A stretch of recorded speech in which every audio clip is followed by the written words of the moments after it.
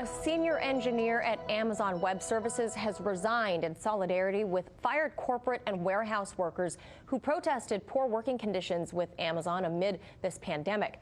Tim Bray was the VP of a division at AWS and posted his reasons for quitting the company on his personal blog site. So according to Bray, he quit because, quote, he was in dismay at Amazon firing whistleblowers who were making noise about warehouse employees frightened of COVID-19.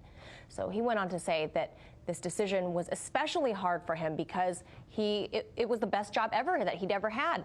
And overall, he'd be losing about $1 million after vesting of company shares and pay is accounted for. So he mentioned a number of names in this post, and one of those making the most noise is our next guest.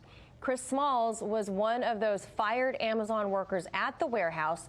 He is now helping organize for the movement there. So, Chris, welcome to the show. Thank you for being with us. First, can you address... Thank you for having me. Can you address Tim Bray's bold move here and how you feel about it, given that he named you personally as one of the people, the reasons that he arrived at this decision? Yeah, absolutely. Thank you for having me. First of all, I spoke to Tim briefly yesterday. I think he's an honorable man. I told him that in private. We had a brief conversation. He told me he was a supporter, obviously. And I just want to say it takes a lot of courage to do what he did. And I'm grateful that he was able to do it. The way he did in showing solidarity with all the fired people from these past couple of weeks, myself included. And Mr. Bray also alluded to something towards the end of his post under the section that he called Spot a Pattern. He wrote about how the company treats its warehouse workers, folks such as yourself, as compared to earlier. He says personally he was treated great, that he loved his job. It was the best he'd ever had. But he says the warehouse workers are constantly being weakened. Is this true? And if so, can you give us some examples?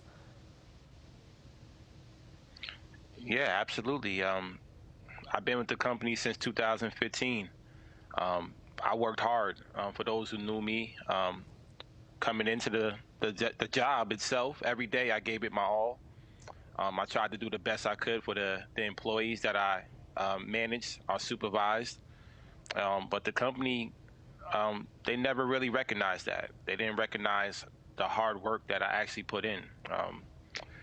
It kind of got overlooked. And sometimes you work around people that just don't have your best interests, and that takes away from the job. And I think he might have felt the same exact way. Even though he has nothing to do with warehouse workers, he related to us because he has compassion. Only a decent human being can understand that. And obviously the CEO of this company and the others that were in that meeting that had the leak memo about me, that tells you their character, and I don't think he was that type of person. So he did the right thing. Yeah, Chris, obviously for your name to have rolled upstream and to have your name being personally mentioned, I think that speaks to the impact that people on the other end of the spectrum down at the warehouse actually can have. So on that note, what's being done now about all of this among the workforce at Amazon? Can you imagine anybody joining up for a revolt of some sort? Because if all you workers walked out just one day, you guys could really cause some massive interruptions to Bezos's business plan. Yeah, absolutely. You know, and it's really sad because that's not really what we want to do. You know, all we wanted was simple demands. For the company to be transparent and honest with us, for them to protect their employees, for them to shut down these buildings that have cases in them, to stop the spread of the virus. I'm not asking for them to shut down indefinitely or forever. I want them to shut down and sanitize the building for a minimum of 14 days. The only way you stop the spread of the virus is to stop the spread of the people. You can't have everybody operating on top of one another. The virus is never going to go away. It's going to become a breeding ground, and that's what I try to prevent from happening.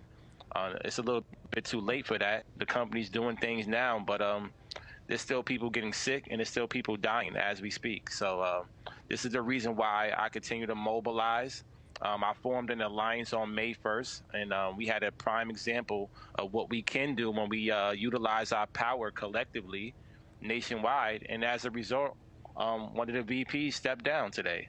So, well, yesterday, I'm sorry. And Right. that's what we want to continue to do. We want to speak truth to power and see where it goes from there. And real quickly, are you still in touch with some of your former coworkers? Are they telling you that things are remaining the same? Are they getting better? I mean, what are the conditions like today? No, today, yes, I am in touch with them every day, daily. And somebody passed away today.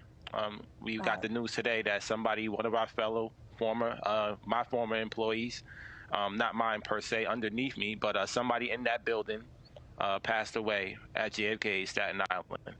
And I tried to prevent, and I wasn't able to do that. And, it's just a sad situation. But that's what they told me as of now. Wow, we are very sorry to learn of this loss of somebody you knew at work directly in the same building with you. Our condolences to them, obviously. So this is obviously hitting very close to home for you. It's gotten really real.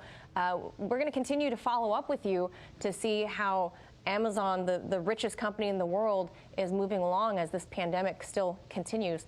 Chris Smalls, thank you so much for sharing your experiences with us. Please follow up with us. Absolutely. Anytime you want me. Thank you.